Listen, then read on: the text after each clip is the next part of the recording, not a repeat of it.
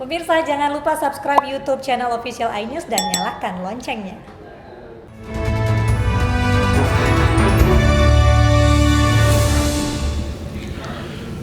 Ratusan warga di Kecamatan Padalarang, Jawa Barat mendatangi pabrik kosmetik di wilayahnya. Mereka meminta pabrik memberi pekerjaan. Sebuah video amatir merekam warga saat menggeruduk pabrik kosmetik. Kedatangan warga membuat aktivitas pabrik terhenti. Warga kesal karena selama ini permintaan untuk dipekerjakan tidak digubris. Warga kemudian mempertanyakan izin pabrik yang sudah berjalan 1 tahun karena menganggap manajemen tidak pernah melapor ke RT atau RW setempat. Saat ini pabrik mengerjakan 300 pekerja yang bukan warga setempat. Pihak pabrik menolak memberi keterangan dengan alasan kebijakan ada di kantor pusat di Kota Bandung. Tunjangan hari raya merupakan hal yang selalu dinanti oleh karyawan. Masih di tengah pandemi, sejumlah pengusaha meminta diperbolehkan mencicil THR untuk Lebaran tahun ini.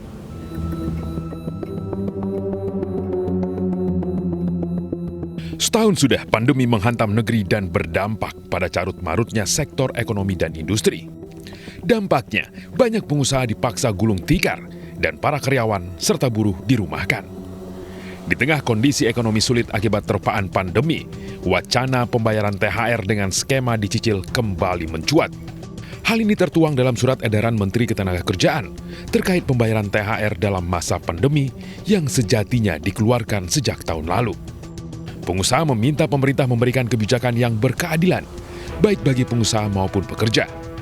Lantaran hingga saat ini, masih banyak pelaku usaha yang belum berkegiatan usaha secara maksimal sejak dihantam pandemi.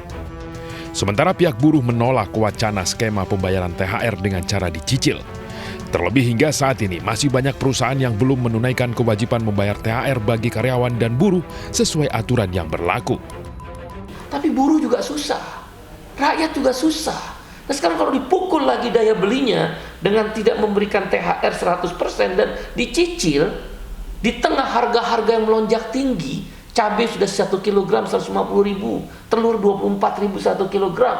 Terus di mana peran pemerintah? Menanggapi wacana pembayaran THR dengan dicicil, DPR berharap pemerintah tidak membuka opsi tersebut.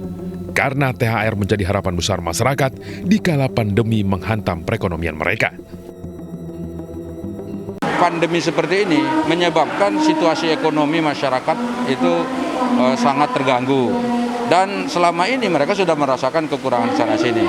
Satu-satunya yang mereka harapkan untuk bisa bangkit di masa Lebaran seperti ini dalam rangka merayakan Lebaran itu adalah dari tadi THR yang dibayarkan oleh perusahaan atau tempat mereka bekerja. Kini publik menanti kebijakan pemerintah terkait pembayaran tunjangan hari raya. Pemerintah dituntut bersikap adil karena baik pengusaha maupun buruh sama-sama terdampak telak akibat hantaman pandemi. Apakah pemberian THR secara dicicil diperbolehkan oleh undang-undang? Kita akan berbincang dengan Direktur Pengupahan Kementerian Tenaga Kerja Ibu Dinar Titus Jagaswitani dan Ketua DPD HIPI DKI Jakarta Pak Sarman Simanjorang. Selamat malam Bapak dan Ibu. Selamat malam. Ya. Salam sehat dan salam sehat Pak Sarman. Pak Sarman, apakah Pak Sarman dan kawan-kawan termasuk yang menginginkan THR dicicil? Jadi begini, saya harus menjelaskan dulu situasi dan kondisi yang dihadapi oleh dunia usaha saat ini. Bahwa kita sudah setahun lebih sudah setahun kita memasuki masa pandemi COVID-19. Dan kita tahu bahwa sebahagian besar dunia usaha sangat tertekan. Bahkan boleh dikatakan cash flow mereka sudah sangat-sangat terancam. Ya. Dan itu bukan dikarang-karang. Ya. Itu bisa dibuktikan sendiri bagaimana pertumbuhan ekonomi kita yang saat ini minus.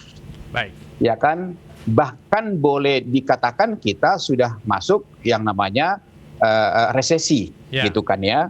Nah, memang ada sebahagian sektor-sektor tertentu yang kemungkinan mereka mampu membayar THR. Katakanlah mungkin seperti sektor telekomunikasi, mungkin ada sebagian sektor industri makanan dan minuman, sebagian farmasi, ya kan?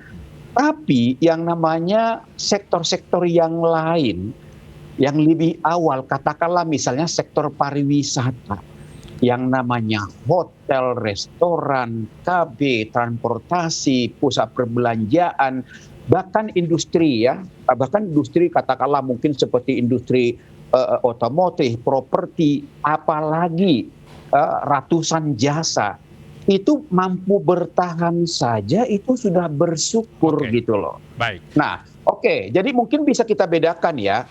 Ada mungkin perusahaan ini yang mampu 100% mampu. Ya kan? Lebih banyak mana Pak Sarman? Lebih banyak tidak mampu, Pak. Lebih banyak tidak mampu. Gitu.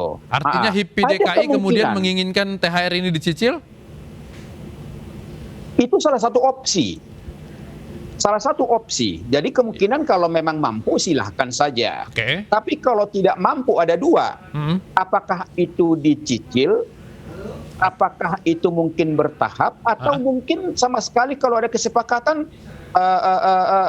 antara bipartit, ya sudah saling bisa menerima dengan kondisi saat ini gitu loh. Secara undang-undang bolehkah THR tidak dibayar? Jadi begini, memang kalau secara undang-undang jelas bahwa itu merupakan kewajiban dunia usaha, kita harus taat itu. Tapi ini kan situasi yang dihadapi oleh dunia.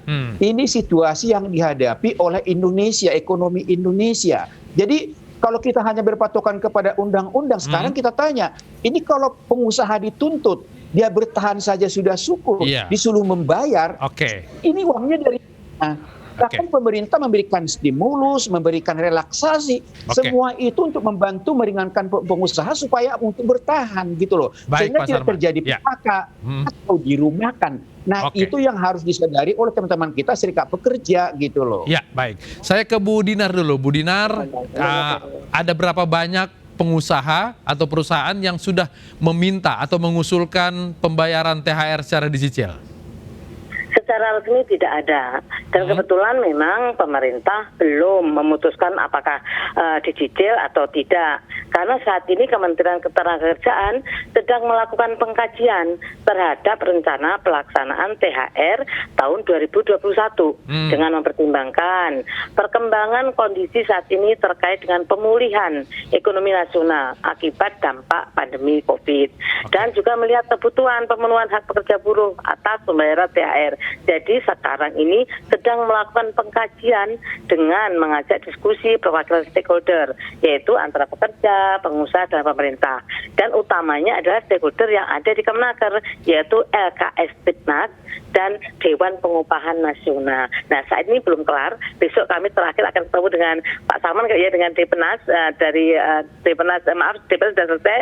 Besok kami akan diskusi dengan LKS Tipnas dengan badan pekerjanya. Jadi kami akan mengumpul data-data terkait dengan pandemi tersebut. Artinya jadi kalau menentukan nanti keputusan pemerintah itu apakah boleh dicicil atau tidak, harus sepersetujuan para buruh dan para pengusaha, Bu Dinar.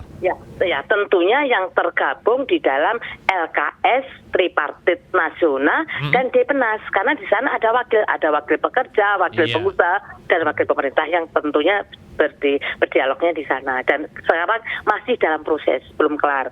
Jadi belum memutuskan apakah dicicil atau cash atau tunai, karena kita lihat perkembangan di lapangan usaha ini. Memang kebetulan sudah ada beberapa yang positif, yang positif seperti industri kimia, farmasi, itu sudah positif. Ada juga yang industri lokal masih positif. Ada lagi industri yang pengadaan air dan limbah lainnya masih negatif, minus. Masih minus. Jadi kami harus sedang mengumpulkan data-data kondisi perekonomian saat ini. Baik, saya ke Pak Sarman lagi. Pak Sarman, kalau tahun lalu itu ada yang mencicil nggak THR ini? Lebaran tahun lalu? Kalau ya ada yang mencicil, ya kan. Ada juga yang memang membayar, ada juga yang membayar tidak penuh gitu kan ya. Tapi dalam kondisi seperti ini menurut hemat saya, tahun yang lalu itu dengan saat ini sudah berbeda ya. Tahun ini kita boleh dikatakan adalah awal tahun ini yang tadinya memang kita berharap ekonomi kita bangkit, tapi kan kita tahu sendiri bahwa masalah pandemi ini juga masih tinggi. Artinya pemerintah melakukan pembatasan-pembatasan yang itu yang berdampak terhadap dunia usaha. Jadi kalau tahun ini menurut hemat kami memang pemerintah dalam hal ini harus lebih melihat situasi dan posisi yang real terhadap dunia usaha saat ini. Jadi artinya bahwa harus dicari alternatif yang lain ya. Contoh misalnya selain mencicil, itu contoh satu. Yang kedua, kalau tahun yang lalu kan di Permenaker itu dikatakan bahwa walaupun dicicil tahun 2020 itu harus dibayar, kan begitu. Nah, kalau saat ini misalnya di awal tahun ini kondisi kita seperti ini misalnya, nggak mungkin juga kalau mereka tidak mampu bisa dibayar walaupun dicicil tahun ini. Kalau kita lihat yang lalu saja baru sekitar 2 bulan kena pandemi sudah ada yang minta cicil. Ini sudah lebih lama, sudah setahun lebih. Kemungkinannya lebih banyak yang minta cicil atau tidak? Saya yakin akan lebih banyak yang minta dicicil, gitu loh. Makanya kami sangat berharap sebenarnya di sini adalah pengertian yang paling mendalam daripada teman-teman kita serikat pekerja, gitu kan ya.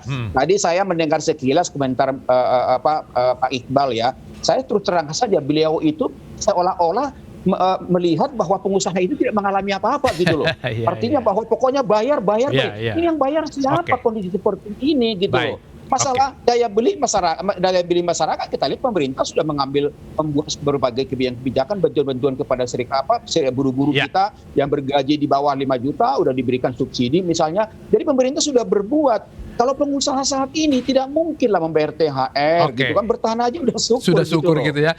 Oke, baik, saya ke Bu Dinar lagi. Artinya peran pemerintah sebagai orang yang di tengah antara kepentingan pengusaha dan kebutuhan buruh menjadi sangat penting, Bu Dinar. Bagaimana supaya dua-duanya terpuaskan dengan keputusan pemerintah nanti?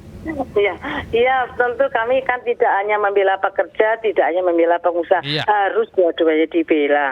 Dalam kondisi saat ini kan pandemi itu kan terkena, semua terdampak, baik pekerja maupun pengusahanya. Nah tentu dalam kondisi seperti ini sama-sama melihat harus didialogkan. Memang misalkan betul-betul tidak mampu membayar, tentu akan berdialog pekerja dan pengusaha berdialog, menyampaikan secara kekeluargaan, secara bipartit. Kalau sampai pengusaha sampai berkeputusan tidak membayar dan kemudian pekerjanya menyetujui itu boleh? Nah, itu kan kesepakatan, betul saya sampaikan tadi ya. Memang intinya perusahaan yang tidak terdampak wajib membayar sesuai ketentuan. Namun bagi perusahaan yang nyata-nyata terdampak itu boleh bersepakat secara bipartit. Memang semuanya bipartit, secara sama-sama mengetahui. Jangan sampai deadlock, jangan sampai saling-saling tidak menemukan kesepakatan. Kalau sudah bersepakat ya artinya ya sudah disepakati aja. Berapapun yang disepakati. Asal sepakat.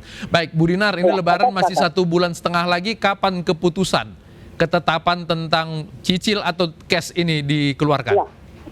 Iya, biasanya kan kami itu mengeluarkan SE itu di awal bulan Ramadan, bulan puasa. Tapi kami sudah melakukan persiapan. Sekarang sudah kami menghitung, mengkaji sebenarnya dampaknya seberapa besar. Sampai saat ini sudah mulai pulih ataukah masih dalam dampak seperti itu. Makanya kami akan hitung-hitung, kami akan bekerja dengan BPS, dengan teman-teman yang tripartit nasional dan di Depenas kan di sana ada BPS juga. Kita akan melihat data seperti apa.